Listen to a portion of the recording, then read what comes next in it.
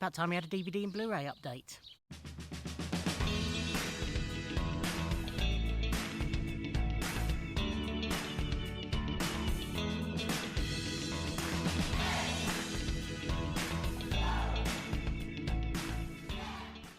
Ahoy hoy everybody, and welcome to another video. It's a beautiful bright sunny day, so I'm sat outside. Sun is slightly in my eye, so I'm squinting slightly, so I apologise for that. And apologies for extraneous noise. Hopefully it won't be too bad. But yes, I've got a huge stack of DVDs and Blu-rays that I've watched since the last update I did, so I thought it was about time I did another. So I'll show you what I've been watching and tell you what I thought of them. So first up we have The Town.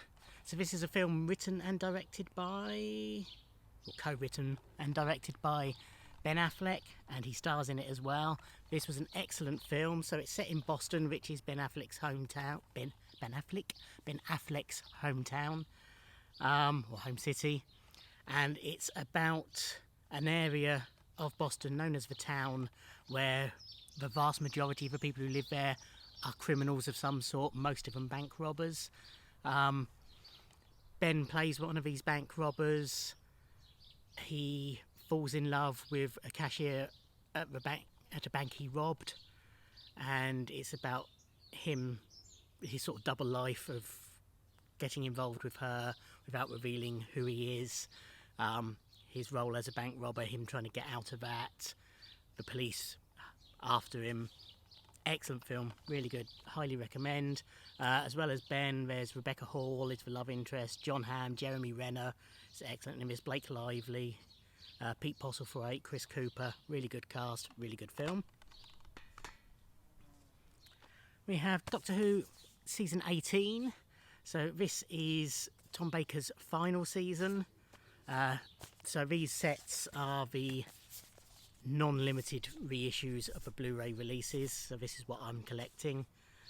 So in here we have The Leisure Hive, Meglos, Full Circle, State of Decay, Warrior's Gate, The Keeper of Traken, Logopolis, plus K9 and Company, which was the one-off spin-off with the potential of going to series, with K9 being gifted to Sarah Jane in the UK and their exploits. K9 Company is okay, you know, it's enjoyable, but you can see why it didn't go to series. As for season 18, some strong stories. Tom Baker clearly had enough of a role by now, you know, he was ready to go, the producers were ready for him to go. So his performances are a bit mixed, haven't got the joy but his earlier seasons have. But overall, perfectly enjoyable, excellent set, loads of extras on here. Hi darling. Willow's come to find out what I'm doing. This is Out of Sight. So this is a film by Steven Soderbergh, and it stars George Clooney and Jennifer Lopez. So Clooney is a bank robber. There's a pattern emerging here. What's that done? And he gets arrested and put in jail. He breaks out of jail, and in the process he has to basically kidnap Jennifer Lopez, who is an FBI agent who had gone to the jail to do a deal with a prisoner. But yes, him and Lopez get shut in a boot together, or a trunk since it's the US, as Ving Rhames drives them away, and they get chatting and fall in love basically. And then it's sort of a story of Clooney trying to evade recapture, their various meetings or missed meetings and things like that. It's really good, very enjoyable, great performances all around. Another one I highly recommend. This is Kansas City, Robert Altman film. So it's set in 20s, 30s, jazz era, and it's some of these it's been a while since I watched, so I'm sort of trying to remember what happens. So Jennifer Jason Leigh plays Blondie, who kidnaps Miranda Richardson, who is the wife of the local senator or politician of some sort who's really in with the president, to try and get her boyfriend released, who ripped off one of the local crime lords, and they've sort of captured him to get revenge. And it's sort of a story of Jennifer and Miranda's characters sort of bonding over time as well, and then the whole era, you know, the whole scene. Bit of almost a road movie, but it's all set in one place. But yeah, really enjoyable, great performances. Music is excellent in it. If you like jazz, you know, well, not quite Dixieland, but you know, sort of New Orleans 30s jazz. Very good. This is JD's Revenge. So this is a horror film crossed with a blaxploitation film. It's okay, it's not great. Basically, JD is killed trying to save the life, I'm trying to remember exactly the relationships. So he witnesses his sister.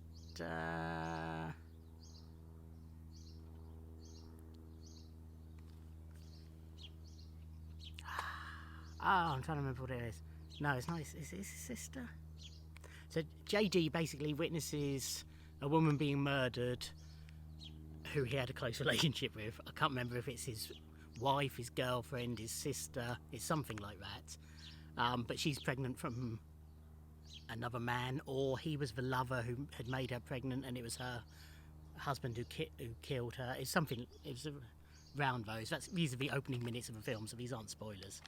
But then he gets killed trying to avenge her. Many years later, have we got a character name? Ike, who's a law student. He goes to a hypnotist show, you know, and gets hypnotised, gets called on stage and hypnotised, and in doing so he gets possessed by JD, and basically through the course of the film he gradually becomes more and more possessed and turns into JD. So he starts, you know, killing people who were involved with the initial murder. Yeah, it's okay. It's not fantastic. It's well performed. But it's JD's Revenge. This is Old Boy. Fantastic Korean film. It's hard to say too much without spoiling it. But and without trying to murder some Korean names as well. But the central character is kidnapped and imprisoned for 15 years. He escapes or is released. It's not entirely clear which applies. Finds out that his wife had been murdered. Goes on a revenge quest. And gets involved with a younger woman. And that's about all I can say, but I highly, highly recommend Old Boy. This is a box set of 7 Eddie Izard live shows. So I've always liked Eddie, but never really enough to want to own his stuff. But I found this in a charity shop, and I think it was like £2 for 7 discs. So I thought I would give it a go. And I enjoyed these quite a lot. Some of them more than others. There's definitely sort of themes that run through his work that you sort of pick up on over the years. As he becomes more successful, he does seem to fall back on those tropes a little bit more, strangely. He's almost, not, I wouldn't say he was lazy, but, you know, it's almost like you know, this'll work, so I'll fall back on that trope and talk about cats and stuff like that. But yeah, very funny. Lots of good extras on these as well. Documentaries. But most of them have got commentaries. Little bonus films. Shows in different languages. All sorts of good stuff on these. Yeah, enjoyed those. This is Killing Zoe, so I had seen this many years ago. It's a film by Roger Avery, who co-wrote Pulp Fiction with Quentin Tarantino. Quentin produced this, Roger wrote and directed it. Stars Eric Stoltz, who is an American bank robber.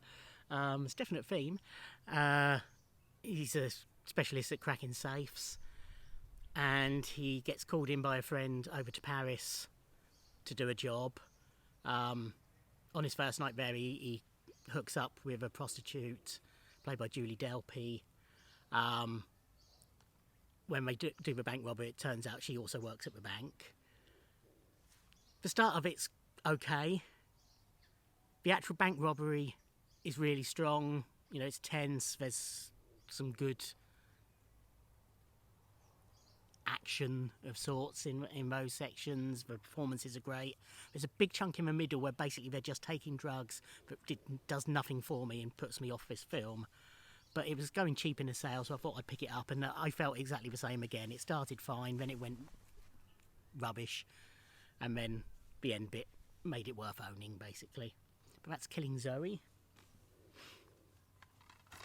This is the Sarah Millican television programme. Best of series 1 and 2. I seem to recall there was only 2 series, or there were only 2 series. So this was a sort of part chat show, part stand-up show. So she'd sort of be themed each week, and she'd do a bit of stand-up, and then she'd have a guest relevant to that theme, either in the studio or she'd interview remotely. There was always a section as well where she'd, almost like a Zoom call, but before Zoom, her dad, and they'd have some back and forth. Lots of fun, very enjoyable. What was this, 104 minutes, and it flew by pretty quickly. It was well edited, some good selections, made me laugh quite regularly. This is the complete first series of Arrow. So this was given to me by my good friend Craig Huntley. I really enjoyed it. I want to see the rest. I will pick it up somehow. I haven't decided yet. I've sort of been looking in the charity shops and CEX for subsequent seasons, but I haven't picked any up yet, but I do intend to. So Oliver Queen, who's a spoilt rich kid, always getting in trouble, is involved in he's out on a yacht with his girlfriend's sister and his dad. It gets into trouble, the boat sinks, the sister dies, the dad survives but kills himself so that Oliver will survive because they didn't have enough food. He gets stranded on a desert island of some, well, not a desert island, but stranded on an island, strange island, for quite a while, and during that time he gets, I mean, I've only seen this series, so I don't know the full story yet, but there's people out to kill him, and there's strange goings on this island, and in doing so he sort of has to train up, and when he finally escapes and returns home, he's become this vigilante called the Green Arrow, who is trying to clean up Starling City. But yeah, really good performances. Enjoyed that a lot. Try not to go on too long because it's a big pile. I might split this over 2 videos. I'll decide in a minute. This is Insignificance. This is a Nicholas Roeg film. I love Nicholas Roeg. He was a genius. It's a network release, RIP Network. So this is based on a play. It stars Michael Emile as Albert Einstein, Teresa Russell as Marilyn Monroe, Gary Busey as Joe DiMaggio, and Tony Curtis as McCarthy, Senator McCarthy. I can't remember his first name. So it's sort of based around rumours, none of which are really true. But Einstein's in New York to testify to the McCarthy committee, whatever it was called. Meanwhile, Marilyn's just filmed the infamous skirt scene from 7 Year Itch. she hears that he's in town, so goes to his hotel room. What are you doing, Willow? What are you trying to catch? She goes to his hotel room because she wants to meet him and discuss science with him and then seduce him. Joe DiMaggio finds out and tries to stop her, basically. But none of these characters are actually named. I mean, it is obvious who they're meant to be, but none of them are actually named in this because it's not a true story. It's a professor, an actress, a senator, and a ball player. It's very wordy. It's clearly, you know, it's based on a play, and most of it is just set in this one hotel room. But brilliant performances all around, and it held my interest throughout. Yeah, I think I'll do one more on this, and I'll split it into 2 videos. So we're back to Sarah Millican. This is Control Enthusiast Live.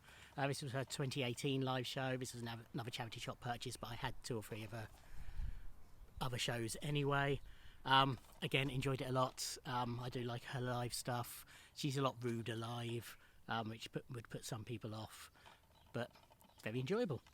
Okay, yeah, so that'll be the end of part 1. So I've still got that many to go through for part 2, which I'll put up in a day or 2. Thank you for watching. Like, comment and subscribe, and I'll see you in another video. Thanks. Bye.